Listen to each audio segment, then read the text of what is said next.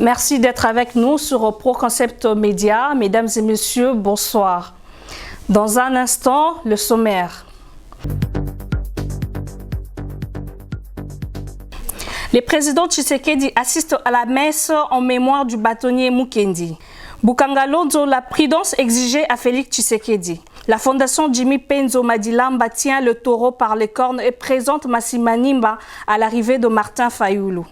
192 enseignants non payés sont payés pour la première fois. Tel est le bilan de la première année du gouvernement Ilukamba.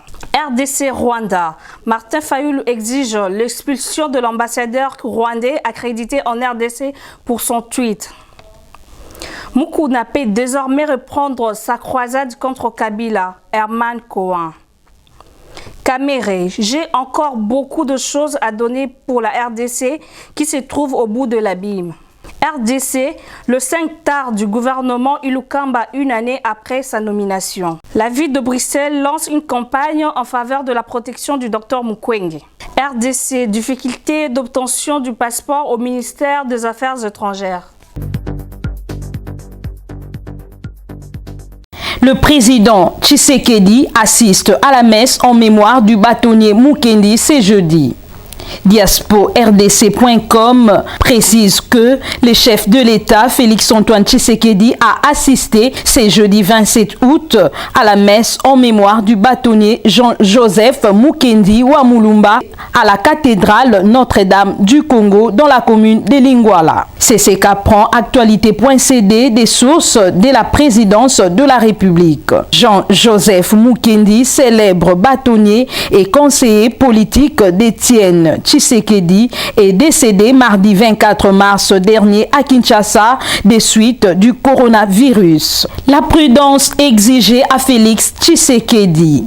La Tempête Info rapporte que le Premier ministre a dit avoir disponibilisé des moyens pour relancer le parc agro-industriel de Bukanga Lonzo qu'il a trouvé dernièrement dans un état d'abandon lors de sa visite dans la province de Kwango où est situé ses projets voulus pilotes. De son côté, le ministre en charge de l'agriculture fait état de la relance des activités à Bukanga Lonzo avec les ambitions de réaliser 4000 hectares, mais seulement 1500 sont possibles cette année. ProConcept titre que la fondation Jimmy Penzo Madilamba, organisation non gouvernementale du promoteur évoluant en Suisse et qui porte les mêmes noms, a représenté Massima Nimba à l'arrivée de Martin Fayoulou Madidi à Kinshasa. Cette organisation créée il y a 2 ans environ a voulu démontrer son soutien au président de l'ECD qui a regagné le pays après plusieurs mois passés à l'étranger. Les promoteurs de la fondation Penzo Madilamba a mis pour la couverture médiatique du retour du leader Martin Fayoulou au même titre que la direction des informations des TVS1 et autres médias, sa chaîne de télévision YouTube et sa presse écrite. 132 000 enseignants sont payés pour la première fois, tel est le bilan de l'année première du gouvernement Ilukamba. Selon CongoMedia.net, 26 août 2019, 26 août 2020, le gouvernement Ilukamba vient de totaliser une année. Une occasion de faire le point, de jeter un regard rétrospectif sur le chemin parcouru afin de dégager, après évaluation, les éléments nécessaires pour consolider les acquis, améliorer les faiblesses constatées et dessiner des nouvelles perspectives. Au cours d'un point de presse tenu ce mercredi 26 août 2020, le ministre de la Communication et Médias est revenu sur les grandes réalisations de ces gouvernements sur les plans de l'éducation, de l'emploi et de l'insertion sociale. Parmi ces réalisations, 132 000 enseignants non payés sont payés pour la première fois, un exploit à mettre sur les actifs du gouvernement Ilukamba. RDC Rwanda, Martin Fayoulou exige l'expulsion de l'ambassadeur rwandais accrédité en République démocratique du Congo pour son tweet. Congo Synthèse titre que l'opposant congolais et président élu Martin Fayoulou Madidi via son compte Twitter s'est prononcé face au tweet de l'ambassadeur rwandais accrédité en République démocratique du Congo, Vincent Karega, qui s'est moqué du bilan des massacres des Congolais dont le Rwanda fait partie. Les présidents de l'ECD exigent que le Rwandais soit expulsé de Kinshasa. L'ambassadeur rwandais en RDC, Vincent Karega, doit être purement et simplement expulsé de notre pays. La négation systémique du génocide congolais est inacceptable. Tout Congolais qui s'est fait complice d'une telle négation est passible des hautes trahisons, a tweeté Martin Fayoulou, c'est jeudi 27 août 2020. Rappelons que Vincent Karega s'était craché sur les bilans des massacres des Kassika. 1000 morts et on parle des 2 noms. Mukuna peut désormais reprendre sa croisade contre Kabila, Herman Cohen. Actualité.cd précise que l'ancien diplomate américain Herman Cohen invite l'évêque Pascal Mukuna, coordonnateur de l'éveil pacifique, à reprendre son combat contre l'ancien président de la République, Joseph Kabila Kabange. L'évêque Pascal Mukuna a quitté la prison de Makala le mardi 25 août 2020 où il a passé plus de 3 mois de détention, 24 heures après son acquittement par les tribunaux des grandes instances de la Gombe. Kamere, j'ai encore beaucoup de choses à donner pour la République démocratique du Congo qui se trouve au bout de l'abîme.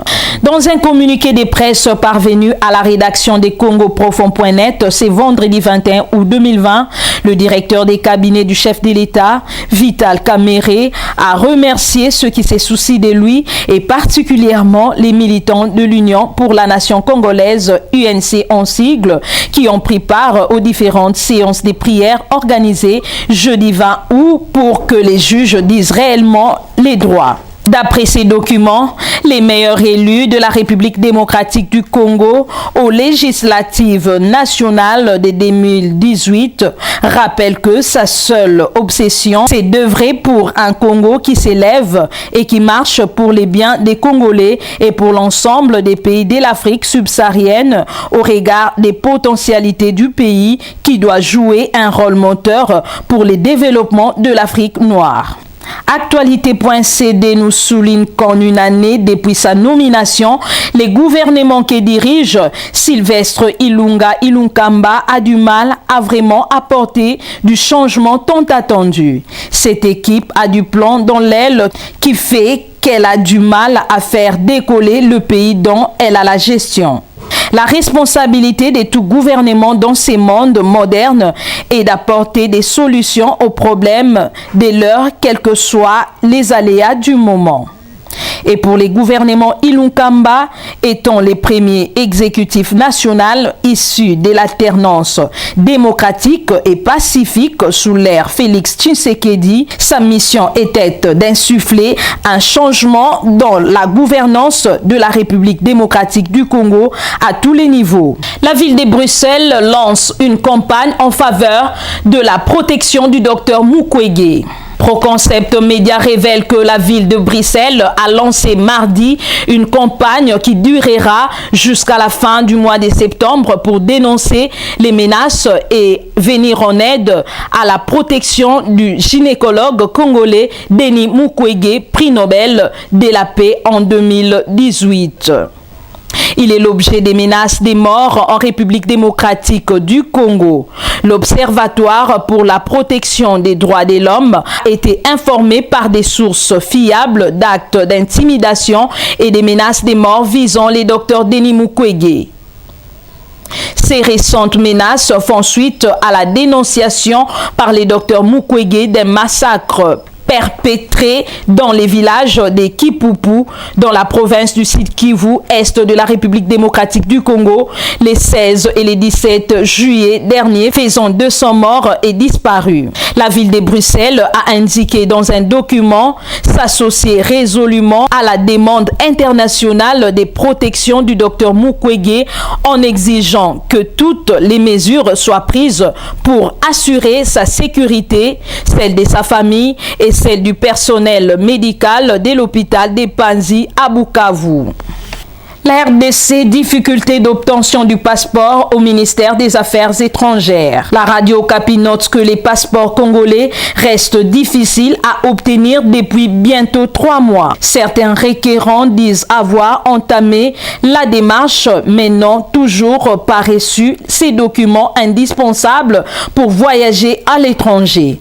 Au ministère des Affaires étrangères, des agents interrogés par la radio Okapi affirment qu'actuellement la RDC ne produit pas les passeports. D'après eux, les violents ne s'accordent pas entre la partie congolaise et les consortiums Semlex qui géraient jusqu'en juin dernier la production de ces documents. C'est déjà la fin. Retrouvons-nous à la prochaine sur ProConcept Média. N'oubliez pas de vous abonner. Merci.